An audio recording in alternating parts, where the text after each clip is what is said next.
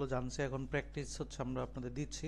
So next হচ্ছে ক্লাসে আমরা আসলে রাইটিং পড়বো। রাইটিং ক্লাসটা নিয়ে মানে মেবি অদ্রিতা আপু নিতে চাচ্ছে, কারণ অদ্রিতা আপু পরীক্ষা দিয়ে রাইটিংয়ে 28 পেয়েছে, উনি চাচ্ছে দু একটা ক্লাস নিতে। সো ওনাকে দিয়ে কন্ডাক্ট করাবো, আমরাও থাকবো।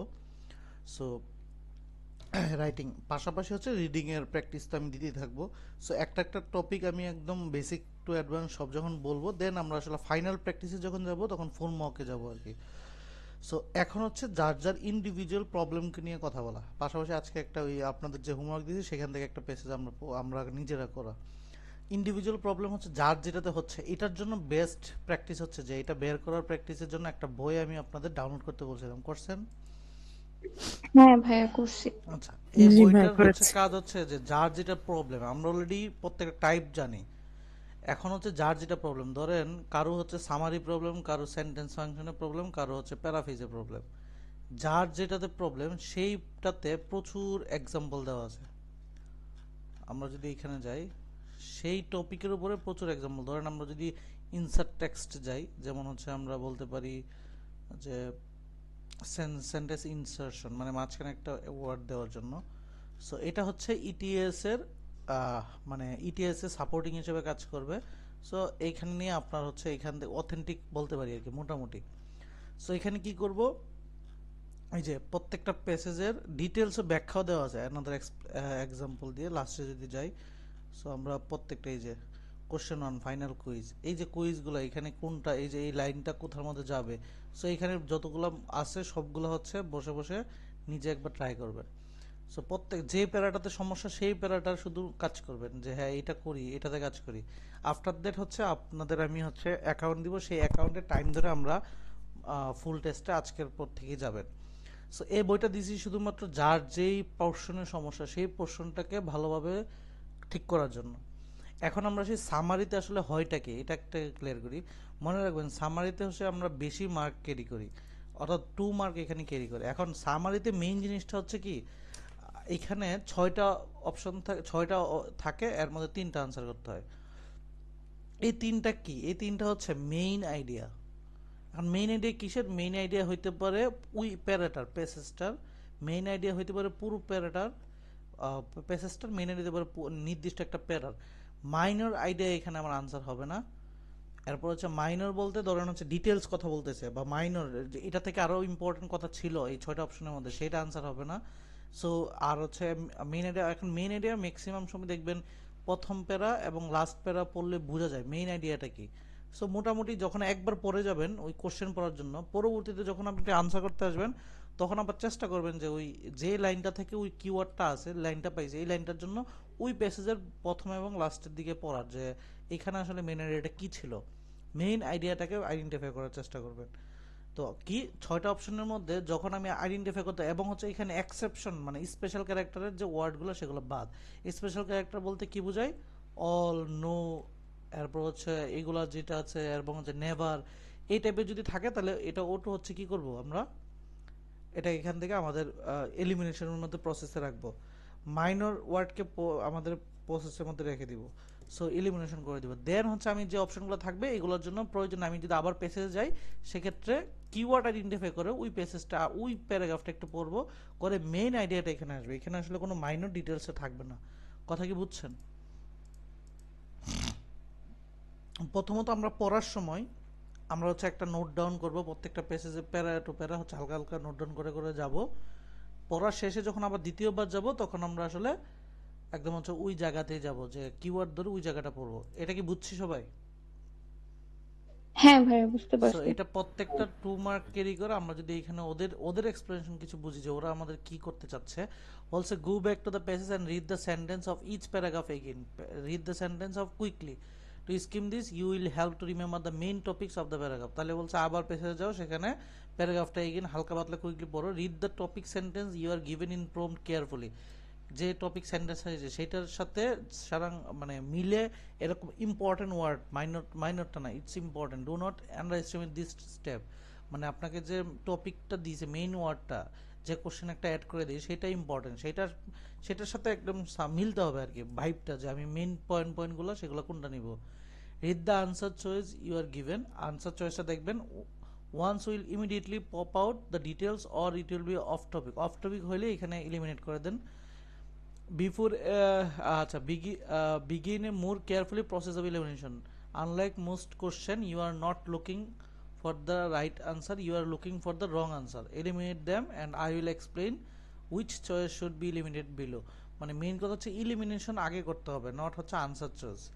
After you eliminated 3, make sure you are satisfied that are 3 are left. So mainly তাদের টেকনিক হচ্ছে আগে এলিমিনেট করো কি কি মাইনর এবং হচ্ছে যেগুলো রিলেটেড না সেগুলো এলিমিনেট করো। Drag and drop the 3 section আচ্ছা মুভ অন। সো ট্র্যাপস কি হইতে পারে answer choice in details. So details বা আনইম্পর্টেন্ট থাকলে সেগুলো আনসারের মধ্যে হবে না, হয়তো এটা কারেক্ট আনসার বাট এটা unimportant. The answer choice does not relate to the main idea of the topic of sentence you are given. যে টপিকটা দিছিল আমার এই টপিকের মেইন আইডিয়ার সাথে আমার একটা মিলতেছে না, অন্য একটা টপিক নিয়ে কথা বলতেছে, তাহলে এটা আমার ট্র্যাপ, এটা হবে না। The answer choice distort information of the passage, প্যাসেজকে নেগেটিভ জিনিসগুলো বোঝাচ্ছে। The answer choice is not mention in the passage, এই মেনশনই নাই, কথা হচ্ছে irrelevant. The answer choice is not true according to the passage, passage অনুযায়ী মিথ্যা। সো এগুলো এখন বিগ ট্র্যাপ ওয়ান যদি এরা এদের ট্র্যাপ দিয়ে বলছে যে sometimes two answer choice will look very similar to each other, if one হচ্ছে ট্রু হয় অ্যানাদার অবশ্যই কি হইতে হবে ইনকারেক্ট হবে, দুইটা একসাথে কি ট্রু হবে না। যদি দেখেন দুইটা সিমিলার এখান থেকে একটা চুজ হবে, চুজ করবেন একটা, সো আরেকটা ওটু ভুল হবে, বুঝছেন। এরপর এটা বলছে the correct answer are often main topics of each paragraph. দেখেন আমি যে কথাটা বলছি, the main topic are usually in the first sentence of each paragraph, look at this in the answer choices. কি ভুল বলছি, কথা কি বুঝছি? হ্যাঁ ভাইয়া বুঝতে পারছি। Tip 3, this is probably the most important tip. Most of the correct answer choice will be from question that were asked in the same reading passage. The TOEFL gives you hint by directing your attention in important information, especially the paraphrase the question and factual information question. If you see an answer choice that reminds you of all an answer you chose earlier, আগে যেটা করছিলেন the probably a correct choice. So আগে factual questionের জন্য যে আনসারটা করে আসছিলেন সেটা আপনার হইতে পারে। Big tip, always finish the last paragraph because the TOEFL has a trap.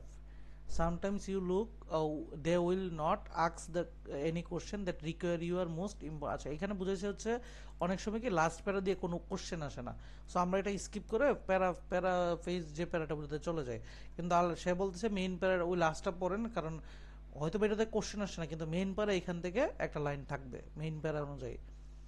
সে কি বলতে চাইছে বুঝছি। এখন ধরেন আলটিমেটলি পুরো বাকি ডিটেলসগুলো কিন্তু আমি জানি কিভাবে অ্যাপ্রোচ করতে হবে, সেটা বাকি একটাই কাজ, শুধু প্র্যাকটিস প্র্যাকটিস প্র্যাকটিস। সো আমরা যখন একসাথে সবগুলো টপিক যে রাইটিং রিডিং লিসেনিং সব জানতে পারবো, আফটার দ্যাট হচ্ছে আমরা মানে টোটালি শুধু প্র্যাকটিস প্র্যাকটিস প্র্যাকটিস, যতদিন পরীক্ষা দিব না প্র্যাকটিস। বাট আমাদের জানার জন্য যতটুকু দরকার ছিল আমরা অলরেডি 2টা ক্লাসে জানছি। এটাতে একটু সবার ভুল হয়, এটার জন্য আমি হচ্ছে এই বইটাকে চুজ করা, যে আমি নিজে ঘাটাঘাটি করছি। সো এখানে হচ্ছে যাদের ইন্ডিভিজুয়াল প্রবলেম আছে সেগুলো নিয়ে কাজ করার জন্য এই বইটা পারফেক্ট। সো ইন্ডিভিজুয়াল ধরেন আপনি কাজ করলেন এটার উপরে, এই যে এই কোশ্চেনের উপরে এখানে করলেন, দেন হচ্ছে এটার হচ্ছে এক্সপ্লেনেশনে দেওয়া আছে। সো প্রত্যেকটা ধরে ধরে যখন কাজ করবেন তখন আসলে ইমপ্রুভমেন্টটা চলে আসবে, যেটা আমরা ওয়েবসাইটটা একটা হচ্ছে নর্মালি, আবার যে টেস্ট গ্লাইডারের ওয়েবসাইটকে আবার হচ্ছে ইটিএস বাইরে ফেলেন না, এটা ম্যানহাটনের মতো একটা হচ্ছে আউটসাইড সাইট, এটা যে একদম সিমিলার টু ইটিএস হবে এরকম না। এই যে কোশ্চেনগুলো দিচ্ছি বইয়ের এগুলো হচ্ছে সিমিলার টু ইটিএস, কথা কি বুঝছি, এগুলো তো ওদের অথেন্টিক। সো জিআরই যেমন হচ্ছে কেএমএফ এরকম অনেক কিছু অথেন্টিক অনেক কিছু থাকে, এরকম জিআরইতে না। আমরা কিছু ওভারঅল কোশ্চেন পাইছি, এটা হচ্ছে যখন একদম শেষ হয়ে যাবে তখন এগুলো নিয়ে আমরা কাজ করব, কিন্তু এখন এটা ভেঙে ভেঙে করব না। সো কিভাবে এই বইটাকে ইউজ করে নেক্সট দিনের মধ্যে যার যেটা প্রবলেম, আমরা নেক্সট দিন তো রাইটিং পড়বো, সো এই ইমপ্রুভ করবেন। পাশাপাশি আমি হচ্ছে ওয়েবসাইট, আর একটা কথা, আপনারা কখন ফ্রি কখন এটা বলেন, 2 ঘন্টা করে সময় বলেন, কে কখন 2 ঘন্টা করে ফ্রি দিনের মধ্যে, ওই 2 ঘন্টা অন্য কে অ্যাক্সেস নেবেন না ওয়েবসাইটে, জাস্ট রিডিং দিবেন, 2টা রিডিং দিবেন জাস্ট পর দিয়ে একদিন, এই রাইটিং আসা বললে মানে অন্য কিছু আসা আগ পর্যন্ত বলেন তো, 3 জনে 2 ঘন্টা করে বলেন কোন সময়টা। ভাইয়া আমার দিনের বেলা সমস্যা নাই, মানে দিনে কখন? বিকালে 3টা 4টা ওই টাইমে সমস্যা হবে না আর কি। 3টা 4টা। আর ইও যে এই অজয় ভাই?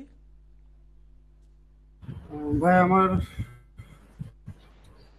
আমি এই কয়েকদিন আর কি দিনের বেলা আমার সমস্যা নাই, কিন্তু তো না পরে মানে এই এটা মাস তো পরে পরে এই আবার কয়দিন রিডিং এর জন্য দিনের রিডিং হচ্ছে এক সপ্তাহ, জাস্ট নেক্সট এক সপ্তাহের জন্য একটু শিডিউল চাইতেছি দিনের বেলা, তাই তাহলে দিনের হ্যাঁ বেলা হ্যাঁ 10টা 11টা থেকে নাকি? 11, হ্যাঁ 11টা থেকে ঠিক আছে, ওকে ওকে। 11টা। আচ্ছা, এই এই কি বলে মুন্নি আপু? উম, রাতের বেলা কি সম্ভব? কখন? এই যে 9টার পরে আর কি। আচ্ছা দেখতেছি। এই অদ্রিতা আপু কি অবস্থা, আমাদের আপকামিং মেন্টর? ভাইয়া ভালো আছে, আপনি কেমন আছেন? এই তো ভালো। আমি কিন্তু ওনাদের অ্যানাউন্স করে দিছি নেক্সট 2 দিন আপনি ক্লাস করাবেন, আমরা ক্লাস করব, ঠিক আছে? নেক্সট 2 দিন আপনি রাখেন, হ্যাঁ, ঠিক সেটাই আছে। তো, এই যে রাইটিং রাইটিং ক্লাস আপনি তো আসছে। বললেন আমাদের হেল্প করবেন। সো 28 পাইছেন, আমাদেরও হুম 28 সবাইকে পাওয়াই দেন। এটা নেক্সট দিন হচ্ছে আপনার কাজ। এখন বলেন, আপনি হচ্ছে টেস্ট গ্লাইডের তো এখন অনেক টাকা।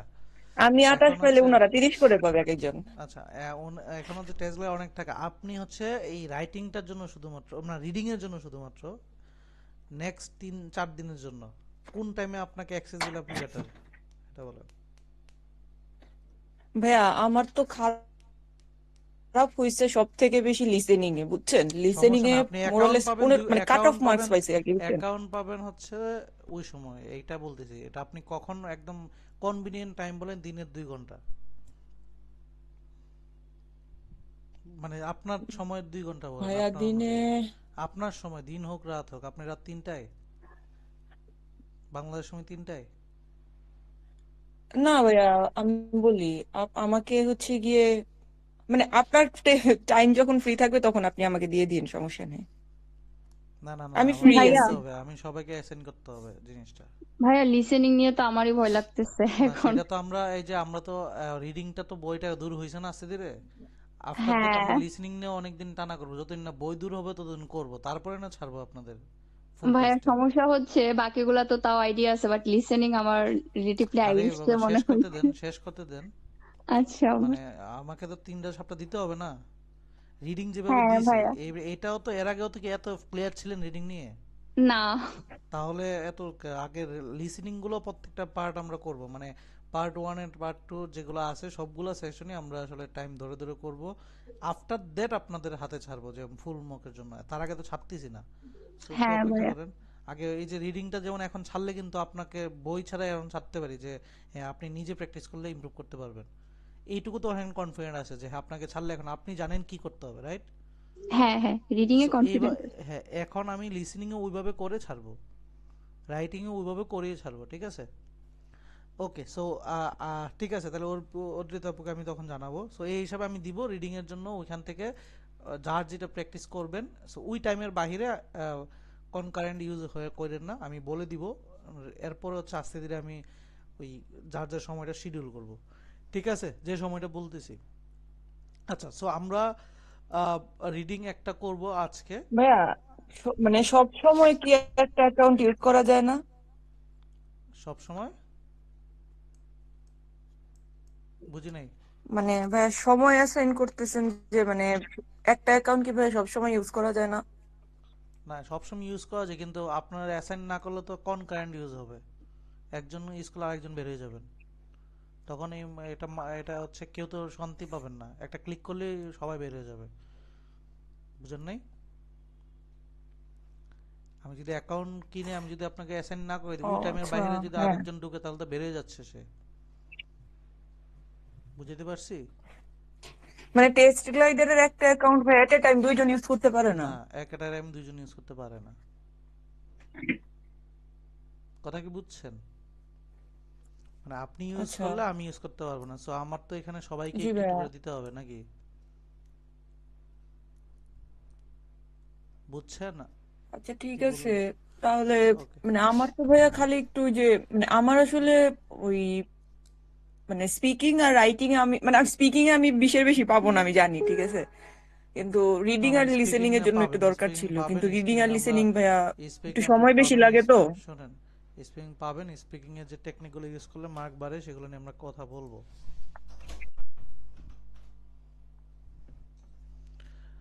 আচ্ছা ঠিক আছে ভাই।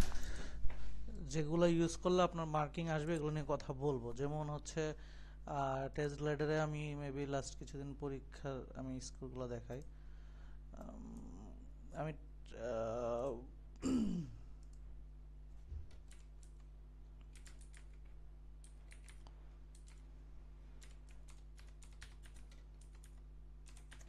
আমি যা দেখলাম ভাইয়া, বুঝছেন, আমার মার্কস বেশি আসে হচ্ছে কি সব কনভারসেশনাল গুলা থেকে।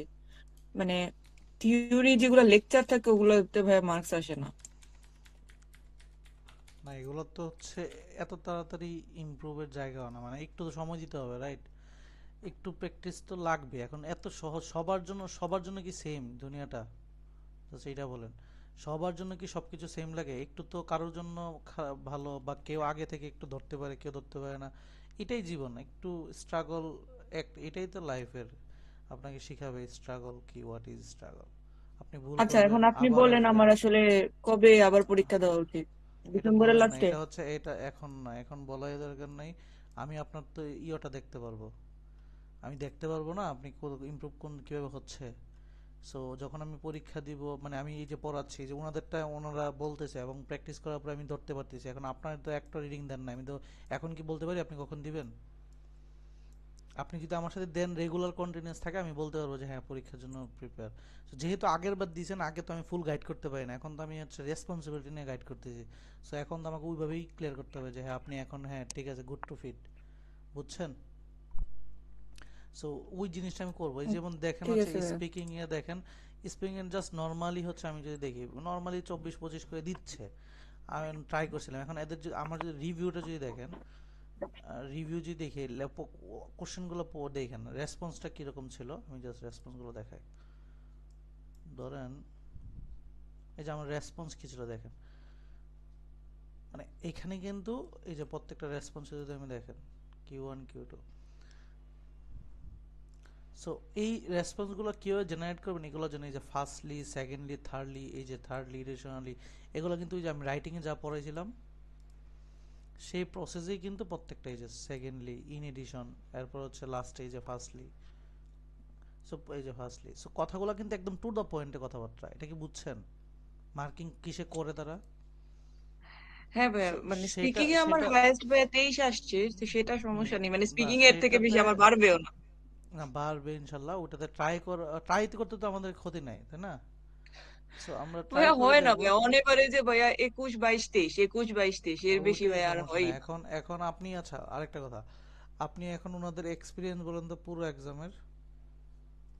আচ্ছা, পুরা এক্সামের এক্সপিরিয়েন্স আমার খুব বেশি ভালো না, কারণ আমি যেহেতু হোম পরীক্ষা দিছি, তো প্রক্টর খুবই জ্বালাতন করছে। And to be honest, listening খারাপ হওয়ার আমার একটা রিজন হচ্ছে গিয়ে প্রক্টর লিসেনিং এর মাঝখানে হ্যালো হ্যালো হ্যালো হ্যালো করে গেছে। হ্যাঁ। সো আমি হচ্ছে গিয়ে একটা লেকচারের প্রায় 60 থেকে 70% আমি শুনতেই পারি নাই। ঠিক আছে, যার কারণে আমার লিসেনিং এর নাম্বার খুবই খারাপ হয়ে গেছে। এন্ড সো যারা হোম পরীক্ষা দিবেন, আমার আসলে হোম পরীক্ষা দেওয়া ছাড়া কোনো উপায় নাই, বিকজ আমি এমন একটা এরিয়াতে আছি এখানে আসলে মানে সেন্টার নাই। ঠিক আছে, এন্ড সেন্টার, মানে সেন্টারে যাইতে হলে আমার শিকাগো যাইতে হবে, সো এটা পসিবল না। আচ্ছা, আর হচ্ছে গিয়ে এমনি আমার আরেকটা ব্যাপার হচ্ছে কি, রাইটিং এর মাঝখানেও সে অনেক চিল্লাচিল্লি করছে। ঠিক আছে, যে আমাকে দেখা যাচ্ছে না ঠিক মতো, এটাও একটা প্যারা ছিল। বাট স্টিল, হ্যাঁ, এমনি ওভারঅল এক্সপিরিয়েন্স আমার যেটা মনে হয়েছে যে ভালো, কোশ্চেনও খুব ভালো আসছে। আর সব থেকে ভালো আমার যেটা লাগছে যে রাইটিং টপিকস গুলো প্লাস স্পিকিং টপিকস গুলো, মানে টেস্ট গ্লাইডারে এমন কিছু টপিক পাবেন যেগুলো আসলে আপনার পাবে, মানে খুবই উদ্ভট একটা টপিক। ঠিক আছে, যেমন আমার এক্সপিরিয়েন্স টেস্ট গ্লাইডারের নিয়ে এরকম ছিল যে ভিশন নিয়ে, লাইক একটা ছবি আপনার চোখের দূরত্বে কতটুকু রাখলে কিরকম দেখতে, মানে প্রজেকশন নিয়ে। ঠিক আছে, যেটা আসলে আমার পক্ষে আহ শর্ট আউট করে লিখা বা শর্ট আউট করে বলাটা, আমি জানি না এটা স্পিকিং বা রাইটিং সেকশনে ছিল, আমি জানি না, বাট ওটা আসলে খুবই কঠিন ছিল, বিকজ প্রজেকশন নিয়ে বা চোখের দূরত্ব আন্দাজ নিয়ে আসলে আমার কোনো আইডিয়া নাই। বাট আমি ভাবছিলাম যে এরকম কোনো টপিক পেলে আমি মারা খাবো, বাট এরকম কোনো টপিক আমি পাই নাই। সো ফার খুবই মানে কমন টপিক পাইছে। আর এই তো ওভারঅল পরীক্ষা ভালো হয়েছে, দেখা যাক আর কি। আমার তো আসলে ডিজায়ার্ড মার্ক আসে নাই, সো আমি আবার দিচ্ছি। আচ্ছা আপু, আমার একটা প্রশ্ন ছিল, মানে টাইম ম্যানেজমেন্ট কি ঠিকঠাক ছিল? মানে টাইমের মধ্যে কি সবকিছু হয়েছিল? টাইমের মাঝখানে আপনি করতে বাধ্য, বিকজ লিসেনিং আপনাকে টাইম বাধ্য করবে, কারণ লিসেনিং আপনি ব্যাক করতে পারবেন না। লিসেনিং আপনি যদি অ্যান্সার নাও করেন ওরা অটোমেটিক্যালি কেটে নেবে, ঠিক আছে? বাট লিসেনিং এ হচ্ছে কি টাইম ম্যানেজমেন্ট করাটা একটু টাফ। স্পেশালি হচ্ছে কি আপনি যখন, কারণ লিসেনিং এ হয় কি যে আপনার তিনটা দুইটা পাঁচটা লিসেনিং থাকে, তো তো তিন দুই করে ওরা ভাগ করে। তো দেখা যায় প্রথম তিনটা লিসেনিং এর জন্য, দেখা যায় প্রথম তিনটা লিসেনিং এর মধ্যে আপনার থাকে একটা কনভারসেশনাল, একটা দুইটা লেকচার। হ্যাঁ, তো এই তিনটা জিনিসে আপনার 10 মিনিটে অ্যান্সার করা খুব টাফ। তিনটা জিনিসে মনে হয় মোরাললেস 15টার মতো প্রশ্ন থাকে। 15টার মতো প্রশ্ন, হ্যাঁ কিছু কোশ্চেন আছে আপনি ইজিলি পারবেন, যেমন টপিকটা কি নিয়ে ছিল বা লেকচারার এটা বলতে কি বুঝাইছে, এগুলো আপনি পারবেন, এটা সমস্যা নেই। এগুলা খুবই সুন অ্যান্সার করে ফেলতে পারবেন 2 থেকে 3 সেকেন্ডের মধ্যে। বাট কিছু জিনিস নিয়ে আপনার ভাবতে হবে, সেই জিনিসগুলো আপু একটু টাফ ছিল, ঠিক আছে? কারণ ওখানে আসলে সময় দেখা যায় কিছু কোশ্চেন আপনার 2-3 মিনিট লেগে গেছে, কিছু কোশ্চেন আপনার 2-3 সেকেন্ড লাগতেছে, তো ওভাবে আপনার ম্যানেজ করতে হবে। তো এটা হচ্ছে গিয়ে প্র্যাকটিসের মাধ্যমে হয়তো চলে আসবে, কারণ লিসেনিং আর সব থেকে বড় কথা হচ্ছে ওরা সময়টা দেখায়, তো সময় দেখালে আপনার প্যাডিকেটা কেমনি আসবে? হ্যাঁ। আর সেকেন্ডটাও সেম, মানে সেকেন্ডটাও যাও আপনি পাবেন, বাট প্রথম তিনটা যে লিসেনিং থাকে, প্রথম তিনটা আসলে খুবই প্যারা হয়ে যায়, মানে ফুল অ্যান্সার করাটা একটু প্যারা হয়, এই তো। বাট আর স্পিকিং এ যেটা হয়, স্পিকিং এর time management so fur, independent কিছু কোশ্চেন থাকে। ইন্ডিপেন্ডেন্ট কোশ্চেন যেমন প্রথম কোশ্চেনটা থাকে আপনাকে একটা কোড দিবে, লাইক মানে আপনি কি ডিসএগ্রি করেন নাকি এগ্রি করেন, তো এটার মধ্যে আপনি হচ্ছে ইজিলি লিখে শেষ করতে পারবেন। হুম। কিন্তু আরেকটার মধ্যে থাকে আপনার ক্যাম্পাস সিচুয়েশন। তো ক্যাম্পাস সিচুয়েশন হয়তো ক্যাম্পাসে একটা প্রবলেম অ্যারাইজ হয়েছে, সেটা একটা মেয়ে হয়তো বা অপিনিয়ন দিচ্ছে যে না আমি এটার সাথে ডিসএগ্রি। তো যেটা হয় যে কোশ্চেনটা এরকমই থাকে যে ক্যাম্পাসে কি প্রবলেম অ্যারাইজ হয়েছিল, মেয়েটা কি অপিনিয়ন দিছে, এবং মেয়েটার অপিনিয়নের পক্ষে আপনার মতামত দেন বা বিপক্ষে আপনার মতামত দেন, ঠিক আছে? তো তিনটা জিনিস আসলে 1 মিনিটের মধ্যে কভার করা খুবই টাফ হয়। হ্যাঁ। তো সেক্ষেত্রে যদি আপনি ফিনিশ করতে না পারেন ওটার মধ্যে, আমার যেটা মনে হয় আমি ফিনিশ করতে পারতাম না কখনোই, কারণ ক্যাম্পাসে কি হয়েছে সেটার জন্য আমার চলে যেত 20-30 সেকেন্ড। আর মেয়েটা কি বলছে, মেয়েটা জেনারেলি দুইটা পয়েন্ট বলে, ওই দুইটা পয়েন্ট শেষ করতে করতে আমি যে আমার পক্ষে যুক্তি দিব বা বিপক্ষে যুক্তি দিব সেটা আমি করতে পারতাম না, যার কারণে আমার নাম্বার কমে যেত। সো এখানে আমার টাইম ম্যানেজমেন্ট হয়ই নাই, ঠিক আছে? আর একটাও সেম, পরেরটাও মেবি এরকমই থাকে একটা, না পরেরটা থাকে আপনাকে একটা দেখাবে, হয়তো একটা হিস্ট্রি নিয়ে কথা বলবে, ওটার সম্পর্কে হয়তো লেকচারার বলবে যে লেকচারার মানে ওই হিস্ট্রিটার ইলাবোরেট করবে। তো ওইটা মাঝে মাঝে ফিনিশ হইতো, মাঝে মাঝে ফিনিশ হয় না, সেম। আর পরেরটা শুধুই লিসেনিং থাকে, যে লেকচারার হয়তো দুইটা টপিক নিয়ে, ইন্ডিভিজুয়াল টপিক নিয়ে কথা বলবে, হয়তো কোয়ালিটেটিভ ডাটা নিয়ে কথা বলবে, কোয়ান্টিটেটিভ ডাটা নিয়ে কথা বলবে। সো ওইখানে আপনি ধরেই নিছেন ওখানে লেকচারার দুইটা টপিক নিয়ে কথা বলবে, সো আপনি 30 সেকেন্ড আগেই ভাগ করে নিবেন, যে লেকচারার প্রথম 30 সেকেন্ড আপনি কোয়ালিটেটিভ ডাটা নিয়ে কথা বলবেন, পরের 30 সেকেন্ড কোয়ান্টিটেটিভ ডাটা নিয়ে কথা বলবেন। সো ওইটার মধ্যে টাইম ম্যানেজমেন্ট হয়, বাট স্পিকিং এর মাঝখানে দুইটা আমি কখনোই করতে পারিনি, ঠিক আছে?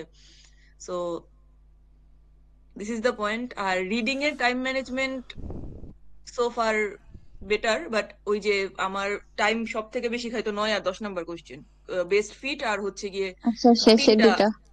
হ্যাঁ হ্যাঁ, হুম। শেষের দুইটা। তো ওই শেষের দুইটার জন্য দেখা যায় যে আমার আগের প্যারা যেতে হইতো বা পুরা প্যাসেজটা পড়তে হইতো, তো এরকম আর কি। This is the overall time management. আমার ওকে, আসলে থ্যাংক ইউ সো সামারিতেই মাচ। সমস্যা। ফিটটা এখন মোটামুটি পারতেছি, বেস্ট ফিট যেটা হয়, সমস্যাটা সামারিতে হচ্ছে। মানে আবার আমার পড়তে আচ্ছা, সামারিতে হচ্ছে। বইটা ছিল বইটা যেটা ইনসার্ট দিয়েছি এটার কোশ্চেনে ছিল। এখানে এগুলো করেন, ঠিক আছে? হ্যাঁ হ্যাঁ ভাই। বইটা যে এটা কমপ্লিট করবেন, এরপর হচ্ছে এই কি বলে আপনি হচ্ছে ইয়েতে যাবেন, এই যে অ্যাকাউন্ট যখন দিব, অ্যাকাউন্টের হচ্ছে আপনি জাস্ট হচ্ছে যখন যে টাইমে অ্যাসাইন করে দিব, তো সেইখানে হচ্ছে আপনি এই যে প্র্যাকটিস কোশ্চেন এখানে যাবেন। হ্যাঁ, সেকশন ওয়াইজ না, এই যে নিচে আছে প্র্যাকটিস সেকশনে রিডিং এর মধ্যে নিচে আছে এই যে সামারি টোটাল 27টা কোশ্চেন আছে, শুধু 27টা কোশ্চেন কমপ্লিট করবেন, ঠিক আছে? আচ্ছা ভাইয়া। এই যে বিগিন দ্য কোশ্চেন, এই যে এই কোশ্চেনের ওই প্যাসেজটা পড়ে আনসার করা ট্রাই করুন। এইখানে দেখেন আপনি কত টাইমে পারেন কি পারেন, এই যে ট্রায়ালের টেক্সট এখান থেকে দেখে ট্রাই করেন। এটা হচ্ছে এইখানের এই 27টা কোশ্চেনই করেন, যার যেটা প্রবলেম আমি শুধু সেইটাকে ইমপ্রুভমেন্টের জন্য আগে ঘন্টা দিচ্ছি, ঠিক আছে? যার যেটা প্রবলেম সে শুধু সেটা নিয়ে কাজ করবে, বুঝছেন? হ্যাঁ ভাইয়া, বুঝতে পারছি। মেইন সেকশন দরকার নাই, এই মেইন সেকশন আমরা মেইন ভাইয়া পরীক্ষা হিসাবে নিব, মেইন সেকশন পরে পরীক্ষা হিসাবে ধরবো, মেইন সেকশন ধরারই দরকার নেই। এগুলো হচ্ছে আমরা পরীক্ষা হিসাবে রেগুলার লাস্টের দিকে 12টা পরীক্ষা হিসাবে ধরবো। আবার এইখানে আসলে এই যে যার যেটা ইমপ্রুভমেন্ট এটা করবেন, যার কারো যদি স্পিকিং এর সেখানে স্পিকিং এর এই যে কোশ্চেন আছে এই প্রত্যেকটা কোশ্চেন হচ্ছে অ্যাটেম্প করবেন। আর রাইটিং এর জন্য রাইটিং এখন তো নাই, নেক্সট দিন হচ্ছে রাইটিং হচ্ছে অর্জিত আপু নিবে দুইটা ক্লাস, দুইটা হচ্ছে দুইটা টপিকের উপর দুইটা ক্লাস নিবে 2 দিন। দেন হচ্ছে একদিন হচ্ছে হোমওয়ার্ক দিবে আপনাদের, সেই হোমওয়ার্ক অনুযায়ী থাকবে। সো এটা অর্জিত আপুর এমন না যে এটা ওনার হাতে দায়িত্ব দিয়েছে, এই জন্য উনি আসলে রিসেন্ট পরীক্ষা দিয়ে 28 পেয়ে আসছে, সো সেই জিনিসটা উনি আসলে ওনার মতো করে কীভাবে মানে পরীক্ষা হলে অ্যাটেম্প করছে সেটাই আমাদের জানাবে আর কি। সো নেক্সট হচ্ছে সোমবারে এটা জানাবে। আর আজকে আমরা একটা প্যাসেজ এখন করি, বাট জিনিস হচ্ছে এটা অলরেডি আপনারা হোমওয়ার্ক করে ফেলছেন, এটা করি। বাট বাকি যার ইমপ্রুভমেন্ট যেভাবে, আমি আবার বলছি বইটা যেটা দিয়েছি এটা ম্যান্ডেটরি, কারণ নিজেদের উইকনেসটা বের করার জন্য, মানে করার জন্য, ক্লিয়ার করার জন্য, পাশাপাশি অ্যাকাউন্ট থেকে হেল্প নেওয়ার জন্য। আর আমরা এখন হচ্ছে একটা প্যাসেজ করব, আর নেক্সট দিন আমরা রাইটিং করব। সবাই কি বুঝছি? কাজ বুঝছেন? আমরা রাইটিং হ্যাঁ এর ভাইয়া, পরে, বুঝতে রাইটিং এর পরে পারছি। লিসেনিং এ যাব, লিসেনিং যাব, তারপর লিসেনিং এর পরে স্পিকিং। সো এই হচ্ছে আমাদের টার্গেট আর কি। ওকে, হুম সো হ্যাঁ ভাইয়া। তাহলে হচ্ছে ধরেন আমরা এটা পড়ি। এটা হচ্ছে আমাদের অলরেডি দেওয়া ছিল আপনাদের, এগুলো কিন্তু ইয়েতে কেএমএফ টাইপের যেমন আপনি পড়ছেন ইটিএস এর আগের কোশ্চেনই। সো এই ওয়েবসাইটটা হচ্ছে আগের কোশ্চেন নিয়েই আসলে কেএমএফ যেমন করে এটা তারা এর মতো করে।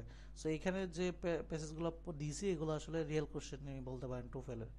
সো এইগুলো এই জন্যই এখান থেকে দেওয়া আর কি। মানে এ ওকে, স্ট্যান্ডার্ডে আসবে আর কি মেইন এই পরীক্ষায়। স্ট্যান্ডার্ডে আসবেন, হ্যাঁ মেইন পরীক্ষাতে। ওকে, সো এখন হচ্ছে এটা প্যাসেজ আমি দিলাম।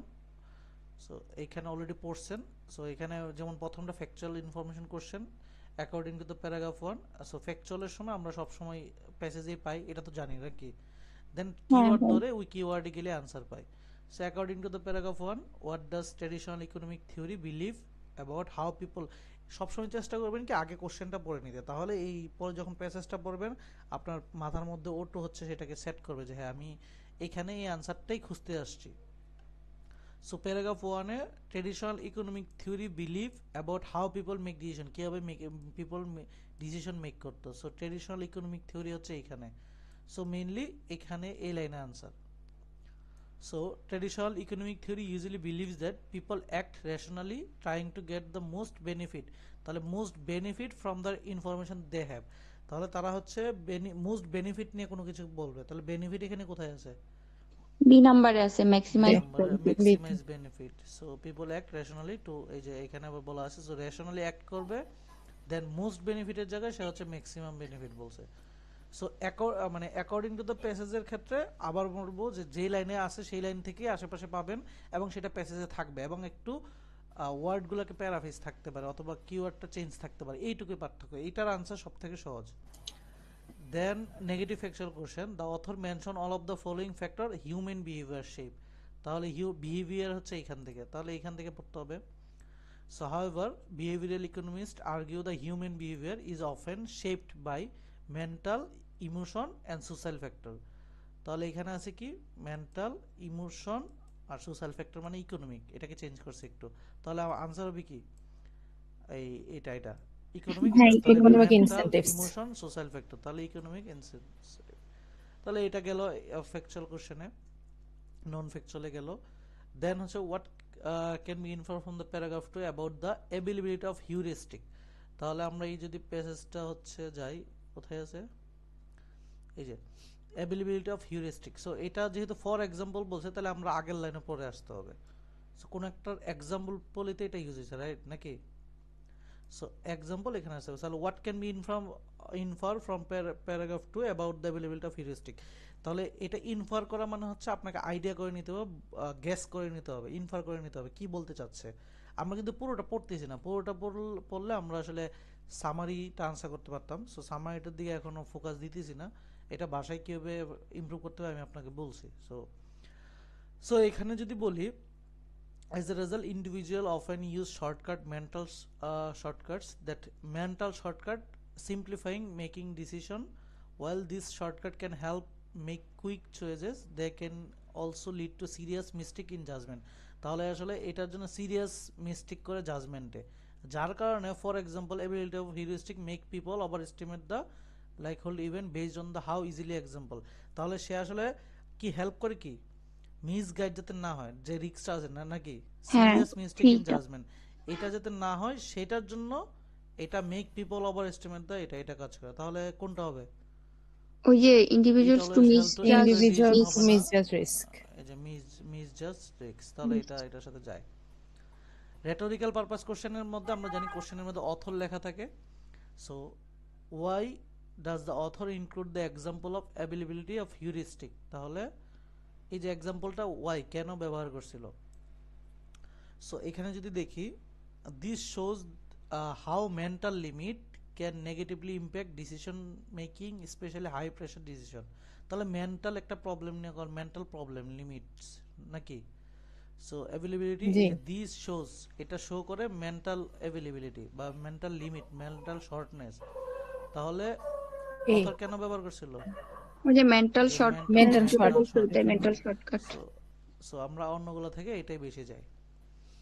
আচ্ছা, দেন হচ্ছে পরের যেটা সেকশনটা, এটাকে বলে ভোকাবুলারি সেকশন। এটা আমরা দুইটা প্যাসেজে দুইটা প্যারা থাকবে, দুইটা কোশ্চেন থাকবে।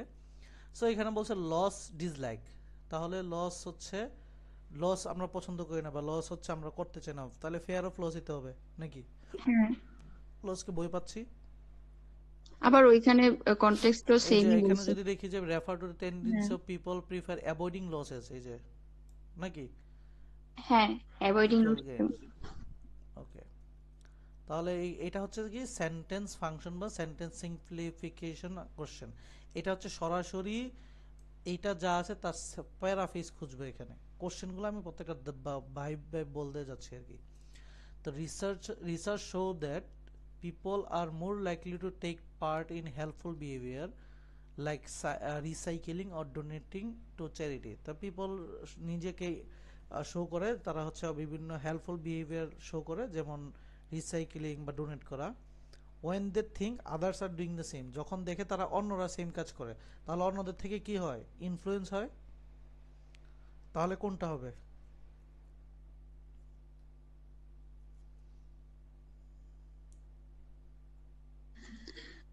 হ্যাঁ ওই যে প্রথমটাই তো যাচ্ছে, people are influenced by the. So আচ্ছা, এখানে এক এবং তিনটা হচ্ছে আমরা কাছাকাছি। এখন আমি এখান হ্যাঁ থেকে ডিসিশন নিব যে সোশ্যাল স্ট্যান্ডার্ড নিয়ে তো কথা বলে নাই, যে না সোশ্যাল স্ট্যান্ডার্ড যদি দেখি তাহলে এনকারেজ হয়, এরকম কিছু বলছি।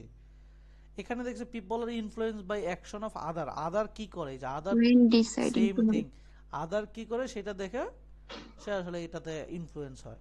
এখানে বলছে people helping are always encourage, always বলছে, আর অলওয়েজ হলে আমরা এগুলো, এটা কি ওয়ার্ড, এটা কি টাইপের ওয়ার্ড? Extreme word. এক্সট্রিম কখনো হ্যাঁ আনসার হয়? না তাই এক্সট্রিম কি কি কয়েকটা ওয়ার্ড বলেন তো, মনে আছে কিনা?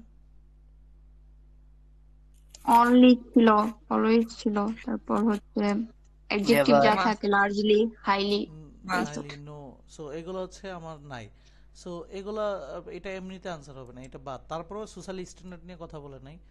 আচ্ছা, এটা হচ্ছে প্রোজ সামারি, সামারিটা আমরা হচ্ছে অ্যাভয়েড করি, এটা হচ্ছে পুরোটা পড়লে এটা থেকে পাইতেন, আমরা পুরোটা যেহেতু পড়ে আসি নাই।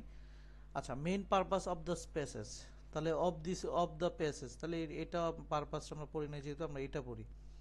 This understanding can lead to more ethical decision making process, তাহলে একটা আন্ডারস্ট্যান্ডিং, কোনো একটা ভিউ বা আন্ডারস্ট্যান্ডিং আমাকে হেল্প করতেছে ইথিক্যাল মেকিং ডিসিশন প্রসেসকে। তাহলে একটা প্রসেসও আগে বলবে, একটা আন্ডারস্ট্যান্ডিংও বলবে, দিস আগেকে রেফারেন্স করবে। এখন এটা কোনটা হবে দেখেন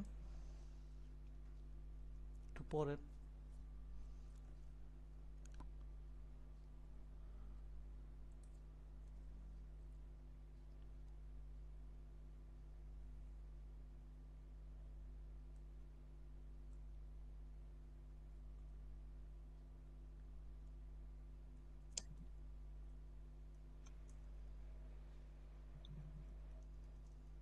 ভাইয়া বি হবে, বি।